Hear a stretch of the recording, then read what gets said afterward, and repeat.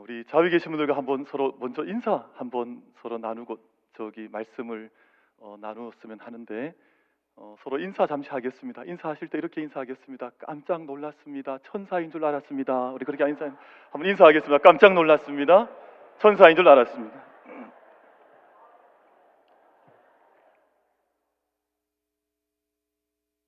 저는 우리 대구 제일교회 성도님들이 다 정직하신 줄 알았더니 별로 정직하지 않으신 것 같아요. 왜냐면 정말 깜짝 놀랐으면 한 두 분 정도는 까무러 치셔야 되는데 아마 까무러 치신 분이 별로 안 계신 것 같아요. 저희 오늘 제가 만민교회 모든 예배 마치고 달려왔는데 와 보니까 그 교회 주차장에서부터 또 잠시 목사님 뵙고 왔는데 이제 목사님 뵙고 또 장로님들 몇 분 뵙고 왔는데 다 이렇게 감사한 것은 그 생기가 가득하시더라고요. 그래서 얼마나 감사한지 지금 아마 교회 마당에도 이제 그 나뭇가지나 모든 그 생명 있는 곳들마다 생명의 바람이 또 생명의 숨결이 가득해서 온 세상이 깨어나고 있구나 하는 그런 느낌이 드는데 와서 뵙는 모든 우리 성도님들마다 그런 영적인 또 하나님의 은혜 앞에 서 있는 그런 느낌들을 아주 물씬 이렇게 드러내 주셔서 얼마나 감사한지 모르겠습니다. 특별히 제가 평소에 가끔 뵙는 우리 김기홍 장로님 잠시 뵈었는데 이런 걸 오픈해도 될지 모르겠습니다만 몸이 좀 좋지 않으셨다가 이제 한동안 기도 제목이었는데 병원에 가셨더니 지난 담임 목사님 부임하시던 그 어간에 정말 깨끗하게 모든 걸 사라졌다 하는 그 말씀을 조금 전 제가 듣고 올라왔는데 얼마나 감사한지 모르겠습니다. 우리 모든 대구 제일교회 사랑하는 모든 교우들께서 하나님의 주시는 새로운 일을 이루시고 계시니까 그 은총의 생명에 늘 참여하시면서 생명의 길, 믿음의 길 온전히 달려가는 귀한 은혜가 임하게 되시기를 주님의 이름으로 축복합니다. 남손교회 연합 찬양대가 제일 좋은 것 같아요. 아멘이 제일 컸습니다. 감사합니다. 찬양도 너무 잘 귀하게 들으셨는데 제가 최근에 좋은 친구가 하나 생겼습니다. 좋은 친구가 이름이 어떻게 되냐 하면 성은 채 씨고요. 그리고 이름은 GPT라 그래서 채 GPT가 이제 제 친구처럼 늘 곁에 뭐든지 물어보면 다 알려줘요. 그래서 제가 대구 제일교회 남선교회 연합회 설교를 좀 하라 부탁을 받고 나서 친구한테 물어봤습니다. 그래서 대구 제일교회가 역사적으로 어떤 의미가 있을까 제가 이렇게 물어봤더니 답을 주는 거예요. 지금 제가 이제 읽어드리는 이건 제가 이렇게 준비한 게 아니라 제 친구가 알려준 겁니다. 그러니까 제 친구가 알려준 대로 좀 읽어드려 보면 1893년 4월 22일 윌리엄 베어드 선교사께서 대구에 도착하면서 시작된 대구 경상북도 최초의 개신교회로 이렇게 말씀을 하죠. 그러니까 아까 우리 장로님 기도하신 것처럼 어머니 교회가 된 거죠. 처음 이 땅에 세워진 첫 교회로 대구와 경북 지역에서 기독교 신앙의 확산뿐만 아니라 근대 의료와 교육의 도입에 선구적 역할을 했습니다. 이렇게 저한테 친절하게 알려주더라고요. 그래서 정말 어머니 교회구나, 모교회구나. 제가 이 친구의 그 답변을 통해 다시 한번 이제 배워보게 됐습니다. 그리고 계속 이어지는 이제 이야기가 동산의료원의 전신인 제중원 대남수학교 개성 신명학교 설립을 주도했고 3.1 운동과 독립운동의 중심지이면서 1933년에 건축된 교회당은 고딕 양식으로 대구 근대건축사연구의 귀중한 자료가 되었고 1992년 1월 7일에 대구광역시 유형문화재 제30호로 지정되었습니다 라고 설명을 하더라고요. 이 정도면 좋은 친구 맞죠? 너무 친절하게 정말 대구 제일교회 모든 것에 대해서 그간의 역사에 대해서 잘 친절하게 이야기를 해주는 겁니다. 그래서 제가 한 가지를 더 물어봤습니다. 그 대답을 듣고 나서 그러면 그 동무생각이라고 하는 가곡에 나오는 청라언덕은 어떤 언덕이니? 제가 이렇게 물어봤습니다. 그랬더니 답을 하기를 선교사님들께서 머물며 교회와 학교, 병원을 설립한 곳으로 근대식 교육, 의료기관이 탄생했던 푸른 담쟁이 덩굴이 개성학교 본 건물을 휘감고 있던 언덕이야. 이렇게 반말로 대답을 하더라고요. 제 기분이 상당히 나빠졌습니다. 조금 전에 이렇게 존칭을 쓰더니 갑자기 반말을 쓰길래 제가 그런 이제 대답에 관계없이 이제 마음속에 들었던 생각은 대구 제일교회라고 하는 이 귀한 재단이 130년이 넘는 시간 동안 이 땅의 모든 신앙의 역사들과 또 의료와 그리고 신교육의 모든 역사를 견인해 왔던 귀한 어머니 교회구나. 어머니 모교회라고 하는 교회가 이런 역할을 하는 것이지 하는 생각을 가지면서 오늘 이제 예배를 위해서 기도하고 또 이 자리까지 오게 되었습니다. 제가 좀 부담은 있는 것 같아요. 왜냐하면 제가 우리 담임 목사님한테 여쭤봤더니 혹시 목사님 부임하시고 나서 강사가 이제 오후 예배 강사 초대받은 적이 있냐 그랬더니 제가 처음이라 그러더라고요. 이런 자리가 부담스러운 자리거든요, 사실은. 그래서 목사님 앞에 또 인사드릴 겸 또 우리 모교회인 대구 제일교회 앞에 인사도 드릴 겸 해서 오게 되었는데 저는 제가 세상에 살면서 가장 가슴 저미는 단어 한 가지를 좀 들어보라 그러면 저는 주저없이 어머니라고 하는 단어를 제 마음속에 되뇌이곤 합니다. 그러니까 어머니라는 말을 들으면 가슴에 설레임이 있기도 하고 지금은 제 육신의 어머니 돌아가셨기 때문에 어머니에 대한 그리움도 때로는 마음속에 이렇게 일렁일 때가 있습니다. 저는 예전에 어머니 살아계실 때 새벽 제단 마치고 나면 제가 만민교회 부임한 이후에도 새벽 기도 끝나고 나면 어머니께 늘 전화를 드렸었거든요. 그래서 054-634-3564 외우지 마십시오. 그러면 이제 제가 저희 어머니가 늘 전화를 받으셨는데 지금은 그 전화를 걸어도 받는 분이 안 계세요.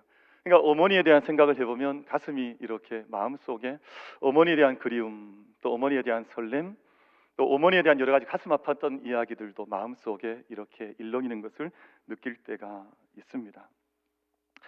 어머니는 우리 존재의 토대이지 않습니까? 우리 모든 존재의 기반이 우리 어머니이지 않습니까? 우리 어머니로부터 이 땅에 태어나게 되었고 이 땅의 삶을 살아가고 있는데 이 세상에서 어머니라고 하는 이름을 하나의 별명으로 얻었던 한 여인이 있습니다. 키가 자그마한 여인이었는데 키가 한 152m 정도 되는 아주 작은 여인이죠. 근데 이 여인은 세상을 품어안는 여인이 되어서 사람들에게 불림받기를 그녀는 어머니라고 그렇게 그의 별명을 얻게 됐습니다. 아마 잘 아실 텐데 마더 테레사라고 하는 여인입니다. 키가 작습니다. 정말 152밖에 되지 않으니까 아주 그냥 아담한 여인이었는데 이 여인이 마음속에 무슨 생각을 했냐 하면 내가 세상에 사는 사람들 가운데 가장 가난한 사람들 곁으로 내가 가야지. 내가 세상에 눈물을 흘리지만 눈물 닦아줄 수 있는 사람이 없는 그 사람들 곁에 가서 그들의 눈물 닦아주는 역할을 내가 해야 하지 않을까라는 생각을 젊은 날에 했습니다. 1950년에 그 다짐, 그 생각을 해서 그녀가 캘거타라고 하는 곳으로 들어가서 빈민들을 만났습니다. 길 잃어버린 사람들을 만나서 죽어가는 사람들 만나서 그들의 눈물 닦아주고 마지막 숨이 지는 그 자리에 내가 누구라도 홀로 죽어가는 이 없도록 하겠다라는 마음으로 그들 곁을 지키는 역할을 이 작은 여인이 했었기 때문에 수많은 사람들이 기억하기를 그녀는 정말 우리의 어머니였노라고 그래서 마더 테레사라고 하는 이름을 얻게 되었습니다. 그녀의 본명은 좀 잠깐 어려운 이름인데요. 아네저 곤제 보냐지우라는 이름이 본명입니다. 혹시 들어보셨습니까? 제가 못 들어보실 것 같아서 여쭤봤습니다. 아네저 곤제 고냐지우라고 하는 이름인데 그녀가 새로운 이름을 얻었던 이름은 어머니라고 하는 이름을 그녀가 얻게 되었습니다. 1950년에 사역이 시작되어서 45년간 그 사역을 계속 이어져 갔는데 그 사역이 많은 사람들에게 인정을 받았습니다. 많은 사람들에게 이제 그 선교, 사랑의 선교회의 사역들이 퍼져나가기 시작을 해서 1979년에는 노벨 평화상을 받고 그녀가 마지막 숨지는 그때까지 그 선교의 터를 지키면서 그 일꾼의 역할을 감당해 갔었는데요. 전 세계 120여국의 많은 사람들이 이 역사, 이 사랑의 선교의 운동에 함께 귀를 기울이면서 많은 사람들이 그곳을 찾아오기 시작했습니다. 찾아왔던 이유는 나도 좀 일꾼이 되고 싶다는 거예요. 나도 이런 공동체의 일꾼이 되어지면 얼마나 좋겠습니까? 나도 이곳에 함께 공동체의 일꾼으로 좀 함께 일하고 싶습니다 라는 소망을 품고 그곳을 찾아왔습니다. 근데 모든 사람들이 다 일꾼 되고 싶어 하지만 모든 사람들이 좋은 일꾼 되지는 않습니다. 제가 섬기는 교회도 많은 일꾼들이 세워져 있긴 합니다만 모두가 다 좋은 일꾼은 아니거든요. 그러니까 그 안에 헌신된 사람들이 있고 보다 더 깊게 섬김의 자리로 들어가는 분들이 있는데, 지금 이곳은 가장 가난한 사람들, 가장 고통 가운데 있는 서 있는 사람들, 이제 곧 언제 죽어도 이상할 것이 없는 고통 속에 있는 사람들인데, 그 사람들 섬기려고 하면 특별한 마음들을 품고 있어야 되지 않겠습니까? 몇 가지 질문을 던졌는데, 사랑의 선교의 첫 번째 질문은 이런 질문을 던졌습니다. 당신은 잘 이제 웃으십니까? 라는 질문을 던진 거예요. 그러니까 Do you smile well? 여기서 yes 하면 그 공동체 일꾼으로 함께 받았습니다. 왜냐하면 가장 어려운 사람들 아닙니까? 가장 고통받는 사람들 아닙니까? 지금 어디 기댈 곳 하나 없는, 언덕 하나 없는 사람들인데 그 분들을 섬기겠다고 그 자리에 나오면서 마음속에 온기가 없이는 어떻게 그 사람들을 섬길 수 있겠습니까? 그러니까 당신은 당신 마음속에 미소를 머금고 있으며 당신 마음속에 온기를 품고 있습니까? 그 질문을 던진 거거든요. 저는 우리 대구 분들이 참 이렇게 저도 대구 사람이지만 이렇게 보면 마음은 따뜻해요. 마음은 참 따뜻한데 얼굴은 보면 험상궂게 생겼습니다. 아니, 그게 제가 이해가 되지 않는 부분이에요. 왜냐하면 마음에 있는 온기가 좀 이렇게 흘러나와서 얼굴에도 좀 드러나면 좋은데 드러나지 않는 이유가 있습니다. 왜냐하면 우리가 살고 있는 이 땅, 원래는 유교가 다스리고 있던 땅이었었거든요. 오랜 세월 동안 유교가 이 땅을 다스렸고 불교가 이 땅에 있다 보니까 엄격하고 근엄하고 진지하면 우리 엄근진이라 그러지 않나요? 그러니까 엄격하고 근엄하고 진지해야 마치 종교인이 된 것처럼 그렇게 생각했던 역사가 이 땅 가운데 있습니다. 그러니까 마음속에는 주님의 사랑이 흐르는데 얼굴까지는 잘 드러내질 않아요. 그러니까 우리가 함께 살아가는 동안 오해할 때가 많아요. 저는 대구 사람이니, 저는 경상도 사람이니까 대구에서 목회하는 것이 그리 어렵지 않습니다. 그런데 서울에서 오신 분들이나 외지에서 오신 분들은 대구를 오해할 때가 참 많이 있습니다. 대구 분들은 늘 화가 나 있냐 저한테 자꾸 물어요. 대구 분들 왜 자꾸 화가 나서 이렇게 험상궂게 계시냐. 여러분, 저희가 당신은 잘 웃습니까? 라는 질문 앞에 영적인 온기를 머금은 우리의 온기가 우리의 영의 얼의 꼴이라고 하는 얼굴을 통해서도 그 온기가 흘러갈 수 있게 되기를 주님의 이름으로 축복합니다. 그래서 오늘 곁에 계신 분에게 한번 웃어 주시겠습니까? 옆에 계신 분 한번 보시면서 한번 웃어 보십시오. 쏙쏙하지 마시고요. 쏙쏙하지 마시고 정말 자연스러운 웃음으로, 정말 자연스럽게. 그래서 우리의 웃음이 사실은 자연스럽게 그 힘들어하는 사람들에게 생명의 온기로, 따뜻함으로 다가갈 수 있도록 함께 그 온기를 당신은 가지고 있습니까? Do you smile well? 그래서 yes 하면 함께 일꾼으로 받았습니다. 두 번째 질문은 다른 질문이었는데, 두 번째 질문은 당신은 잘 먹습니까? Do you eat well? 이런 질문을 던진 거예요. 왜냐하면 이 험한 일이잖아요. 사실은 어려운 일이다 보니 아마 육체에 대한 힘을 이제 확인하기 위한 질문인 것 같지만, 사실은 그것이 아니라, 여러분, 우리가 잘 먹는다고 하는 것은 제 몸 속에 제 몸 안으로 무언가 낯선 것을 받아들인다는 것 아닙니까? 그래서 내가 가지고 있는 개방성, 삶의 개방성, 또 삶의 어떤 것에 대한 리셉티비티라고 부르는데 삶의 수용성을 당신은 가지고 있습니까? 정말 이 낯선 사람들, 냄새나는 사람들, 나와는 이질적인 사람들, 지금 한국 사회가 가지고 있는 문제 중에 나와 이질적인 것은 받아들이지 않잖아요. 그러니까 사회가 어지러워지거나 양분되거나 갈등 속에 있는데, 당신이 냄새나는 사람들, 사람들이 손가락질을 하는 사람들, 죽어가는 사람들을 당신은 당신의 품속으로 받아들일 준비가 되어져 있습니까? 당신은 잘 먹습니까? 여기에 예하면 함께 공동체 이론으로 함께 맞아들였습니다. 그럼 요한복음 10장, 사도행전 10장 말씀에 보면 하나님께서 욥바라고 하는 곳에 기도하고 있던 사도 베드로에게 환상을 하나 보여주시는데, 하늘에서 갑자기 이상한 그릇 하나가 내려오는 거예요. 근데 가만히 봤더니 평소 유대인들이 가장 더럽다고 여기는, 이제 이 모든 걸 율법적으로 깨끗하지 않다고 여기는 온갖 동물들이 다 들어있는 거예요. 근데 하나님께서 뭐라고 말씀하시는 거 아니? 야 베드로야, 네가 이것을 받아 먹으라 라는 말씀을 주시거든요.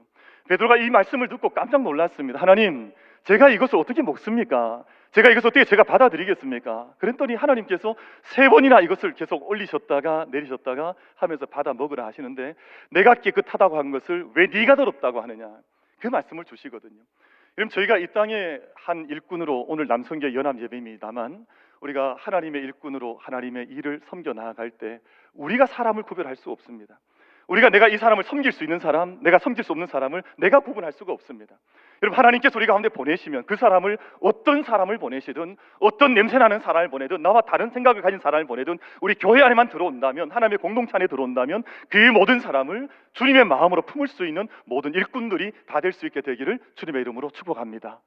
뭐 그런 일들이 벌어지면 새로운 역사들이 일어나지 않을까요? 그럼 세 번째 질문을 던졌습니다. 세 번째 질문은 당신은 잘 주무십니까? 라는 질문을 던졌습니다. 제가 보니까 한 세 분은 주무시고 계신 것 같은데 계속 주무셔도 괜찮습니다. 예배 때 주무시는 건 은혜가 있는 거잖아요. 그러니까 주무셔도 괜찮습니다. 세상에서 주무시는 게 아니라 교회에 올라와서 주무시면 얼마나 좋아요. 근데 이 말에는 당신이 이런 험한 일을 하는데 이 험한 일을 하면서도 마음속에 절망하지 않고 이것 때문에 당신 시험 들지 않고 끝까지 이 일 걸어갈 수 있는 힘을 당신은 가지고 있습니까? 라고 하는 그 질문이었던 것 같아요. 당신은 잘 주무십니까? 제가 만민교회 부임하고 나서 2년 뒤에 저희 어머니가 이제 저희 고향 동네에서 하나님 부름을 받으셨는데 저희 어머니에게 특별한 은사 한 가지가 있으셨습니다. 저희 어머니 시골교회 권사님이셨는데 저희 어머니는 아마 다른 분은 저는 이런 은사를 잘 못 봤던 것 같아요. 어떤 은사냐 하면 주무시는 은사였습니다. 너무 잘 주무시는. 시골에 이제 고단한 하루 일과를 마치고 나면 이제 저녁에 아침에 새벽 제단 쌓는 것부터 하루를 시작하셔서 하루 온종일 보내시고 저녁에 이제 들어오시면 몸 씻으시고 저녁 이제 간단하게 또 드신 후에 잠자리에 주무시는데 보통 그러면 이제 보통 도시에 계신 우리 권사님들은 뭐 멀리 가 있는 아들 딸 또 생각하다가 이제 뒤척이시다가 잠자리 드시잖아요. 근데 저희 어머니는 그렇게 하지 않으셨습니다. 저희 어머니는 어떻게 하셨냐 하면 이부자리를 장만하신 다음에 이제 누우시면서 넘어가시면서 이게 뭐 누우신 후에 얼마 있다 고민하시다 잠자리 드신 게 아니라 그냥 이렇게 넘어가시는 순간 잠자리 드시면 정말 누가 업어가도 모르시는 만큼 잠이 깊게 드시다가 새벽 4시가 되면 일어나셔 다시 그럼 새벽 제단 쌓으시고 또 하루 일과 시작하시고 그렇게 아주 단순하지만 하나님 앞에 모든 것 맡기는 인생을 사셨거든요. 제가 왜 이 말씀을 드리냐 하면 저희 어머니가 평강을 누릴 만한 여건은 아니었습니다. 왜냐하면 제가 중학교 2학년 때 저희 형님이 고등학교 2학년, 저희 누이가 고등학교 3학년 때 저희 아버지가 돌아가셨습니다. 그리고 그때 저희 이제 할아버지 할머니가 함께 살아 계셨습니다. 사실은 저희 어머니에게서 평강을 이 샬롬이라고 하는 흔들리지 않는 마음을 찾기는 사실은 쉽지 않았는데 그때 매일 새벽제단 쌓으시면서 하나님 매일 새벽에 올라가 하나님께 무릎 꿇고 섬기면서 그 마음속에 하나님 허락하셨던 평강의 은사가 저희 어머니 가운데 함께 임한 것을 제가 어린 나이였지만 그때 어머니를 보면서 어머니 마음속에 평강이 있으시구나. 저희 어머니가 어떤 사람 욕하는 것 제가 한번 들어본 적이 없어요. 제가 참 너무 감사하죠. 누군가를 험담을 하시거나 뭔가를 불평을 하시거나 제가 저희 뭐 자녀들 있는 데서는 하지 않으셨는지 잘 모르겠습니다만 저는 그걸 정말 들어본 적이 없어서 저희 어머니 장례식 때는 정말 천국 보내드리는 환송 잔치가 벌어졌었거든요. 그러니까 믿음의 사람이 일평생 살면서 평강 잃어버리지 않다가 하나님 부름 받을 때 그 부름이 얼마나 큰 약속이 있는지 얼마나 큰 기쁨인지 하는 것을 장례를 통해서 많이 느꼈었거든요. 당신에게는 평강이 있습니까? 당신은 잘 주무십니까? 여러분 오늘 이 시간 함께 이제 주일 오후에 짧은 시간 말씀을 나누지만 우리 오늘 헌신을 다짐하는 남성교회 회원들뿐만 아니라 우리 모든 대구 제1교회 모든 일꾼들께서 당신은 잘 웃습니까? 당신은 잘 먹습니까? 받아들이십니까? 당신은 잘 주무십니까? 이 물음 앞에 예스 하여서 하나님 기뻐 쓰시는 귀한 일꾼들로 함께 쓰임 받을 수 있는 우리 모든 교우들 다 되실 수 있게 되기를 주님의 이름으로 축복합니다. 그래서 이 세 가지 질문을 하나로 좀 묶어보면 이런 질문이 될 것 같아요. 이 세 가지 질문 하나의 센텐스로 바꿀 수 있다고 생각하는데 당신은 그들 곁에 서 있을 수 있겠습니까? 가장 가난한 사람들, 냄새나는 사람들, 눈물 흘리고 있는 사람들, 아파하는 사람들 곁에 함께 당신은 서 있을 준비가 되어 있습니까? 그럼 저희가 오늘 요한복음 19장 말씀을 읽으셨는데 저는 이 말씀 언젠가 제 마음속에 크게 부딪혀왔던 때가 있었습니다. 그래서 제가 이 말씀 너무너무 사랑하고 말씀 증거할 때가 있으면 저는 이 말씀 증거하는 걸 좋아하거든요. 왜 어떻게 말씀을 하냐 하면 예수님의 십자가 곁에는 어머니와 이모와 또 글로바의 아내 마리아와 막달라 마리아가 섰는지라 이렇게 말씀을 하세요. 여러분 가만히 한번 생각을 해보십시오. 예수님의 십자가 곁에는 사실은 제자들이 함께 서 있었더라면 참 좋았을 텐데 여러분 그렇게 예수님과 함께 3년간 동거하며 동락하며 예수님의 제자가 되어서 따라다녔던 제자들이 그 곁을 지켰더라면 얼마나 좋았겠습니까? 얼마나 영광스러웠겠습니까? 그런데 예수님의 십자가 곁에 모든 제자 다 도망가 버리고 이제 4명의 여인이 서 있는데 저는 이 말씀을 읽으면서 정말 가슴을 쳤습니다. 그래도 감사하다. 그래도 감사하다. 왜냐하면 예수님 세상 모든 죄 다 짊어지시고 마지막 십자가의 길을 걸어가시면서 세상 죄 어깨에 짊어지신 채로 이제 고난의 자리에 나아가시는데 아무도 그 곁을 지키지 않았다면 그 십자가 자리가 어떤 자리가 되었을까? 그런데 그 십자가를 증언할 수 있는 여인들, 그 십자가를 바라보고 함께 그 고난에 참여하고 있는 여인들이 그 자리를 지켰다 했으니까 그 자리가 의미 없는 자리가 아니었었겠구나 하는 그런 감동이 마음속에 있어서 이 말씀이 얼마나 크게 부딪혀 왔는지 모릅니다. 그래서 이 말씀 생각할 때마다 고맙더라고요. 오늘 예수님의 십자가 곁에는 누가 서 있었다 그랬습니까? 첫 번째는 성경 저와 다른 성경 읽고 계십니까? 예수님의 십자가 곁에는 어머니와 이모와 또 글로바의 아내 마리아와 막달라 마리아가 섰는지라. 저는 이 말씀이 그렇게 고마울 수가 없다 하는 마음의 감동을 가지고 살아가고 있습니다. 여러분, 십자가 곁에 선다고 하는 것은 내가 하나님과의 가장 가까운 고난의 자리에 내가 서겠다고 하는 그런 뜻입니다. 그럼 십자가 곁에 선다고 하는 것은 예수님께서 당하셨던 고난과 모욕과 또 그 모진 고통을 잊지 않겠다는 뜻입니다. 그럼 십자가 곁에 선다고 하는 것은 주님께서 하나님 없는 사람들과 하나님께 버림받은 사람들과 함께 하신 것처럼 나도 그 십자가 곁에 서서 하나님의 보여주셨던 길을 걸어가겠다고 하는 것이 십자가 곁에 선다고 하는 뜻입니다. 여러분, 십자가 곁에 선다고 하는 것은 주님처럼 자신에게 주어진 십자가를 짊어지고 그리스도의 길을 따라가겠다고 하는 그런 의미를 가지고 있습니다. 그래서 현대 신학자 가운데 몰트만이라고 하는 위르겐 몰트만이라고 하는 신학자는 이런 말을 했습니다. 참된 그리스도교 신앙은 십자가에 달린 그분을 인식하는 데 있다고 했습니다. 다시 말하면 만약 십자가에 달리신 그분을 인식하지 않는다면, 만약 십자가에 달린 그분을 내가 곁에서 바라보지 않는다면, 만약 십자가에 달리신 하나님의 고난과 그 길을 이해하지 못한다면 그이는 그리스도인이라 불릴 수 없다라고 하는 그런 의미로 저희가 받을 수 있을 것입니다. 주님의 십자가 곁에 선다고 하는 것은 주님을 깊게 바라본다고 하는 뜻을 가지고 있습니다. 제가 이제 오후 시간 이제 조금 지나가니까 제가 감사한 것은 우리 성도님들 얼굴이 제가 지금 하나도 보이지 않습니다. 제가 최근에 이제 눈이 조금 노안이 오기 시작하면서 이제 누가 어떤 표정하고 있는지 제가 잘 보이진 않거든요. 그러나 우리가 원하는 것은, 소망하는 것은 십자가에 대해서만은 우리의 믿음의 눈이 온전히 열릴 수 있게 되기를 주님의 이름으로 축복합니다. 아무리 노안이 와도 또 아무리 시력이 약해져도 내가 바라봐야 할 십자가에 대한 선명한 믿음의 그 의미들과 가치가 십자가를 통해서 내게 주어지고 있다고 하는 것을 십자가를 깊게 바라보면서 함께 바라보는 것인데요. 이건 예수 그리스도를 바라본다는 뜻입니다. 다른 것 바라보지 않고요. 우리가 오늘 일하기 때문에 일에 대한 미션을 바라보는 사람들도 많지만 일이 먼저가 아닙니다.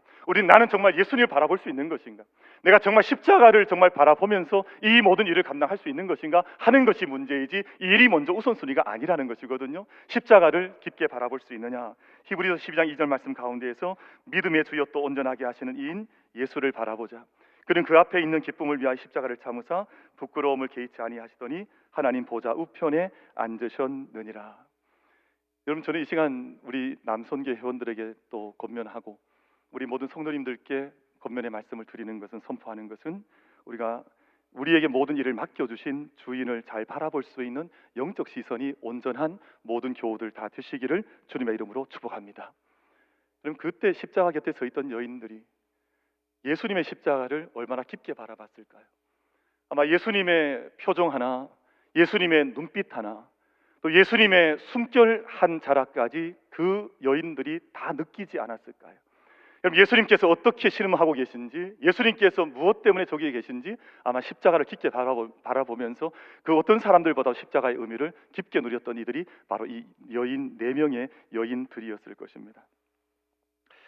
나태주 시인의 풀꽃이라고 하는 아주 짧은 시가 있습니다. 자세히 보아야 이쁘다, 오래 보아야 사랑스럽다, 너도 그렇다. 짧은 시인데요, 이 시가 참 좋아요. 자세히 보아야 예쁘다, 오래 보아야 어떻다고요? 사랑스럽다, 너도 그렇다. 여러분, 근데 우리가 십자가에 대한 것도 마찬가지인데요, 제 친구 하나가 캐나다 로키에서 로키 가이드 생활을 하거든요. 근데 그 친구가 제게 알려준 말이 있어 되게 인상적이었습니다. 보통 서양 사람들, 이제 백인들, 뭐 외국인들이 이제 로키에 이제 한번 여행을 오면 한 그 큰 산을 한 달 정도 머물면서 그 산을 바라본다 그러더라고요. 그러니까 한 달 정도 깊게 머물면서 이 산이 어떻게 생겼는지, 또 이 산이 어디가 좋은지 아주 샅샅이 느끼며 돌아간다는 거예요. 근데 중국 사람들, 중국 분들이 오시면 한 일주일 정도 머문다 그래요. 그래 일주일 정도 머물면서 여기가 좋은 곳이구나, 좀 머물고 즐기다 가는데, 한국 분들은 오면 여러분 며칠 정도 머물 것 같습니다. 한국 분들은 오면 한 사흘 머문다 가신다 그래요. 저는 사흘도 거짓말 같아요. 왜냐하면 제가 이제 저도 이민 목회를 했었는데, 이민 목회할 때 제가 그랜드 캐년이라는 곳을 가보면 제가 저희 아이들과 함께 여러 시간 운전해서 이제 가서 그랜드 캐년을 이제 바라보고 즐기는데, 거기에 이제 한국 분들이 큰 대형 버스로 한 대, 두 대 함께 오실 때가 있습니다. 근데 그분들이 이렇게 내리면 저는 너무 반갑죠. 한국 분들이 오셨구나. 이제 저분들 좀 만나면 인사를 해야 되겠다.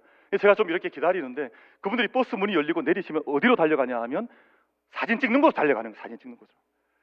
거기서 사진을 이렇게 찰칵 찍고 나면 다른 거 보지 않고 다시 버스로 다시 돌아가시더라고요. 아니 그러니까 그 큰 산을 보는데, 그 어마어마한, 정말 그 원더풀한, 어메이징한 그 어마어마한 산을 바라보면서 다시 사진 찍고 나면 어떤 마음을 가지냐면, 내가 여기 그랜드 캐년을 다 봤다, 이렇게 생각을 하는 거예요. 제가 볼 때는 아마 우리가 십자가를 바라보는 것도 때로는 그런 마음을 가질 때가 있지 않았을까. 여러분, 우리가 얼마나 많은 시간 십자가를 바라보면 십자가를 다 이해할 수 있겠습니까? 여러분, 우리가 얼마나 십자가를 깊게 바라보면 그 십자가를 우리가 다 그 마음으로 영적으로 느끼면서 십자가의 사랑과 십자가의 고난과 십자가의 의미를 우리가 얼마 시간 동안 보면 그 십자가를 우리가 다 이해할 수 있겠습니까? 여러분, 우리는 내가 생명 다하는 그날까지 십자가를 곁에 서서 아무리 바라보아도, 아무리 다시 바라보아도 십자가의 사랑을 다 이해할 수 없는 존재가 바로 우리 인간들인데, 여러분, 오늘 우리 함께 예배를 올려드리는 우리 모두가 함께 다짐하기를 원하는 것은, 우리 오늘 함께 말씀을 함께 받고 있으니 생명 다하는 그날까지 다른 것들 바라보는 것도 중요하지만 우리가 그 어떤 것들 바라보는 것보다 십자가를 먼저 바라볼 수 있는 믿음의 고백들과 믿음의 시선이 우리에게 온전하게 열려질 수 있게 되기를 주님의 이름으로 축복합니다. 주님 앞에 십자가를 난 좀 오래 바라봤습니다. 내가 좀 오랫동안 머물면서 십자가를 바라봤습니다. 그런 고백들을 할 수 있는 것이 우리 믿음의 자리가 되어야 되지 않을까라는 생각을 하는데요. 십자가를 오래 바라보는 동안 주님께서 십자가에서 말씀을 주셨을 겁니다. 저는 모세를 한 번씩 묵상해 볼 때마다 모세가 왜 귀한 분이냐, 모세는 출애굽이라고 하는 위대한 역사를 행했기 때문에 큰 위대한 지도자라고 하는 칭송을 받지만, 저는 출애굽 사건 때문에 위대하다고 생각하지는 않습니다. 왜냐하면 그가 시내산에 올라가서 40주야를 머물면서 그 모든 것을 이제 다 내려놓은 채로 하나님과 함께 대면하는 동안 그의 얼굴이 빛나기 시작했거든요. 그리고 그것에 하나님 말씀을 받았거든요. 그리고 말씀을 그 무주렁이 같은 히브리 백성들에게 전하면서 말씀의 민족이 될 수 있도록 그들을 인도했기 때문에, 저는 모세의 위대함은 말씀을 전해줬던 것에 모세의 위대함이 있다고 생각하거든요. 출애굽 사건은 말씀으로 나아가기 위한 과정이었지, 출애굽 자체가 노예가 해방받았다는 것 위대한 사건이긴 하지만 그 사건 때문에 모세가 위대하다고 저는 생각하지는 않습니다. 그 민족들 가운데 말씀 없는 민족에게 말씀을 주었던, 우리가 십자가 곁에 오랫동안 머물러 있는 동안 우리 가운데 주시는 그 말씀을 우리가 함께 받고, 그 말씀 때문에 우리의 삶 전체가 변화되어져가는 위대한 믿음의 사건들을 함께 경험해 나갈 수 있는 우리 모든 대구 제일교회 성도님들이 다 될 수 있게 되기를 주님의 이름으로 축복합니다. 여러분, 오늘 곁이라고 하는 말이 저는 참 좋은 말이라고 생각을 하는데요. 4명의 여인이 예수님의 십자가 곁에 서 있습니다. 십자가 곁에 서 있다고 하는 것은 예수님께서 십자가를 지시기 위해서 바라보았던 그 시선으로 세상을 동일하게 주님의 시선으로 함께 바라보겠다고 하는 그런 의미가 담겨져 있습니다. 정말 가난한 사람들, 또는 비참한 사람들, 죄 가운데 빠져 있는 사람들, 세상에서 모욕당하는 사람들을 주님의 시선으로 함께, 주님께서 십자가 위의 시선으로 그 각도로 세상을 바라보신 것처럼 나도 십자가 곁에서 나 역시 그런 시선으로 세상을 바라보겠다라는 사람들의 고백이 있는 자리가 바로 십자가 곁에 있는 사람들이라고 하는 뜻이 의미가 될 것입니다. 저는 곁이라는 말이 참 아름다운 단어라고 생각을 하는데, 왜냐하면 심리적으로나 공간적으로나 가장 가까이 있는 것을 가리켜서 곁이라고 부르거든요. 또는 내가 손을 내밀어서 누군가를 도와줄 수 있거나 도움을 받을 수 있는 그 정도의 거리를 가리켜서 곁이라고 부르거든요. 내 곁에 있는 사람, 내 곁에 있는 교회는 그런 의미를 담고 있습니다. 우리 담임 목사님처럼 저도 이제 이민 목회를 조금 하고 저는 만 7년, 8년 정도 이민 목회를 하고 돌아왔는데, 제가 이민 목회하는 동안 늘 잊을 수 없는 곳이 한 군데 있었습니다. 그것이 어디냐 하면, 제가 중학교 2학년 때 이제 은혜를 받고, 그때 그 지역에서 신앙 중고등학생들의 연합 부흥회가 있었거든요. 근데 그곳에서 은혜를 받고 나서 함께 하나님의 종으로 내가 살겠다, 중학교 2학년 때 아무 철 없었지만 결단했던 그 자리가 있던 기도원이 늘 저는 곁에 제 삶의 자리에 함께 있었습니다. 그 이름이 좀 촌스럽긴 해요. 그 기도원 이름이 갈분 기도원이라는 기도원인데, 그 안동과 영주와 풍기 사이에 있는, 영주와 봉화 사이에 있는 한 기도원인데, 그 기도원이었습니다. 제가 이민 목회하는 동안 때때로 힘이 들면 늘 그곳이 생각이 났어요. 그래서 제가 어릴 때 그 은혜 받았던, 처음 다짐했던 그곳을 생각하면서 이민 목회 시절들을 함께 이겨 나왔었거든요. 제가 이제 만민교회 부임을 했습니다. 13년에 부임을 했는데, 처음 부임했던 그 해 여름 휴가를 받았을 때 제가 찾아갔던 곳이 여러분 어디였을까요? 어떻게 아셨습니까? 저랑 같이 가셨습니까? 어떻게 그 사실을 알고 계셨어요? 저는 그래 처음 휴가 받았을 때, 처음 휴가 받고 찾아갔던 곳이 갈분 기도원이었습니다. 왜냐하면 제가 중학교 2학년 때 은혜를 받고 나서 평생 동안 제 곁에는 항상 어떤 기도의 자리, 영적인 자리를 짚어보면 항상 갈분 기도원이라고 하는 기도원이 제 마음속에는 항상 같이 있었거든요. 그러니까 제 마음속에 늘 함께 있었던 것, 저를 격려해줬고, 저를 지지해줬고, 저를 위해서 영적인 은혜들을 물붓듯이 쏟아부어줬던 것이 그곳이니까, 저는 그곳에 대한 생각을 할 때면 늘 새로운 힘을 얻곤 했습니다. 그럼 제가 또 이민 목회를 할 때 저희 어머니가 돌아가셨습니다만 참 신기한 일을 많이 경험했습니다. 제가 목회를 하다가 때로는 참 고단한 일도 많구나, 때로는 마음에 좀 짐이 오늘 참 많이 있어서 마음에 그늘이 드리워지네, 이런 느낌이 있는 날은 어김없이 전화가 한 통 왔습니다. 그 전화가 어디에서 온 전화였을까요? 우리 앞에 계신 권사님 어떻게 아셨습니까? 권사님께서 엄마 이러시더라고요. 저희 어머니가 어김없이, 참 정말 희한하죠. 정말 신기하죠. 신앙은 신비가 있는 것 같아요. 왜냐하면 제가 그렇게 고단하고 힘들 때 다른 이들은 잘 알지 못해요. 근데 저희 어머니가 어김없이 태평양 너머에서 전화가 와서, 혹시 김 목사 무슨 오늘 어려운 일 있지 않냐. 저희 어머니는 항상 제 곁에 계셨습니다.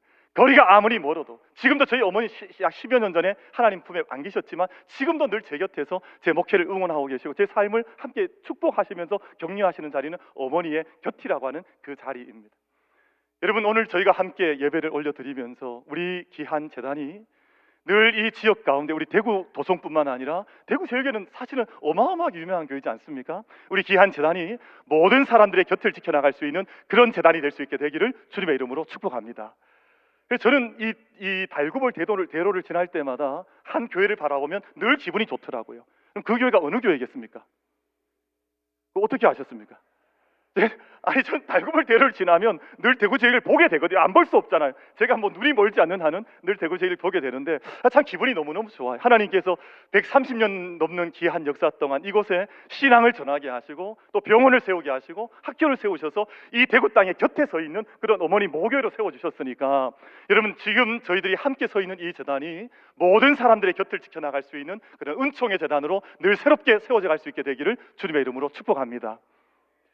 그럼 저는 한 가지 자랑할 것이 있는데, 제가 이제 13년 전에 저희 교회 부임할 때, 저희 교회는 이제 좀 아담한 교회입니다. 근데 아담한 교회인데 제가 참 깜짝 놀랐던 것은, 아침에 이제 첫 주일을 맞이하기 위해서 저희 아내 손잡고, 저희 두 아이들 손잡고 교회 올라가는데, 혹시 아내 손잡고 간다 그러니까 기분 나쁘십니까?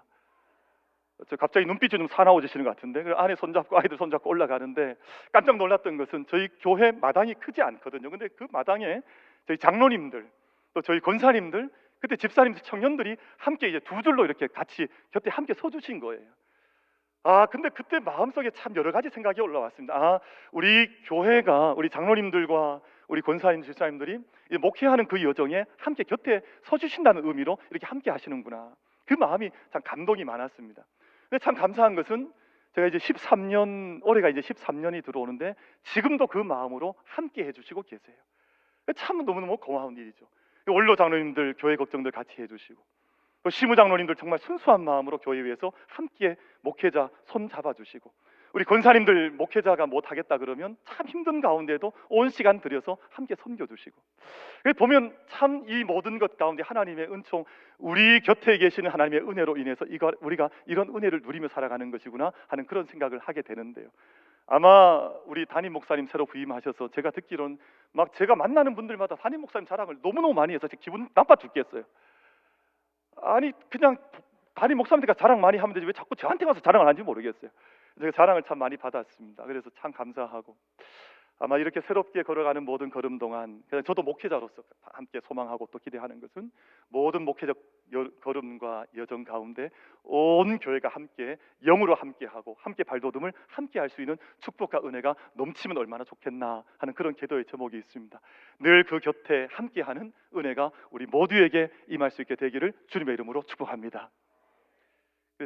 저는 제가 좀 사적인 걸 밝혀도 될지 모르겠습니다만 우리 담임 목사님 신대원 동기입니다, 제가. 그래서 이제 아마 그 특권 때문에 오늘 아마 이 첫 이제 뭐 헌신 예배를 맡겨 주신 것 같아요. 얼마나 부담스러운지 모르겠습니다, 사실. 저희가 오늘 이 말씀을 함께 나누면서 함께 하나님의 곁에 십자가 곁에 또 하나님께서 바라보시는 그 사람들 곁에 서 있는 것이 신앙의 자리매김이구나 하는 생각을 가지게 되는데 이제 마지막 말씀을 정리하면서 오늘 예수님께서 십자가 위에서 한 말씀을 내어놓으시는데 무슨 말씀을 하시냐 하면 어머니 보소서 아들입니다. 그리고 보라 네 어머니라 라는 이 말씀을 주시거든요. 저는 그 자리에서 초대교회가 태어났다고 생각을 합니다. 왜냐하면 정말 피 한 방울 섞이지 않았던 그 요한과 사랑받는 제자와 그 어머니가 함께 서로를 받으면서 내가 평생 저를 이제는 돌보고 섬기는 그 자리에 제가 서겠습니다. 그러니까 어머니 보소서 아들입니다. 이 말 할 때 어머니 보십시오. 아들 신세 좀 이제 부탁 뭐 많이 지십시오. 이 말 하지 않았을 거 아니에요? 그러니까 어머니 보십시오. 아들입니다. 저 아들을 어머니께 부탁합니다. 요한에게는 보라 네 어머니라 그 말을 할 때는 네가 이제 맡게 된 저 어머니를 네가 섬기고 돌봐드리면서 평생의 길을 믿음 안에 가야 되지 않겠느냐 아마 그 말씀을 하신 것이라 그렇게 묵상을 하고 있습니다. 여러분 오늘 저희가 이곳에 함께 예수 그리스도의 터 위에 또 하나님의 복음의 은총 위에 교회가 세워져서 132년을 달려오고 있고 함께 십자가 곁에 서 있는 교회가 되었는데 정말 주님의 터에 아름답게 잘 어울릴 만한 정말 영광스러운 정말 아름다운 향기로운 그런 저단으로 서갈 수 있게 되기를 주님의 이름으로 축복합니다. 고산자 김종호 선생님께서 대동여지도라고 하는 큰 작품을 남기셨는데 그 작품이 대단히 독특한 것이요. 그 큰 작품에 보면 산과 골짜기와 그리고 개울과 이 모든 것들이 그 지도 속에 잘 담겨 있습니다. 큰 작품인데 그 지도만 보면 이 땅의 무늬가 어떤지를 그냥 한눈에 볼 수 있는 그런 지도가 대동여 지도거든요. 땅에 무늬가 있다는 말이에요. 땅의 무늬가. 근데 그 땅의 무늬에 잘 어울릴 만한 집을 잘 짓느냐 짓지 않느냐가 대단히 중요합니다. 만약에 그 땅의 무늬에 잘 어울리지 않는 집을 지으면 그 집을 뭐라고 부르냐 하면 터무니 없는 집이라 그럽니다. 그런데 그 터에 잘 어울릴 만한 집을 잘 지으면 터 무늬에 어울리는 집이라고 그렇게 부르는 거예요. 근데 세상에 터무니 없는 집들이 참 많습니다. 예수님의 터 위에 지어져 있음에도 불구하고 주님 닮아가지 않는 재단도 얼마나 많은데요. 지금 이 세상 가운데 얼마나 많은 분열과 갈등과 다툼이 이 땅 가운데 벌어지고 있습니까? 저희가 함께 오늘 다짐하고 결단하는 것은 예수 그리스도의 터 위에 십자가 곁에 우리 대구 제일교회가 든든히 세워지고 우리 모든 일꾼들께서 함께 그것을 다짐하셔서 예수 그리스도의 터에 가장 잘 어울릴 만한 영광스러운 집을 영광스러운 주님의 교회를 함께 세워가는 은혜가 모든 교우들과 우리 모든 남성계 회원들 가운데 임할 수 있게 되기를 주님의 이름으로 축복합니다. 기도하겠습니다. 하나님 아버지 은혜를 감사합니다.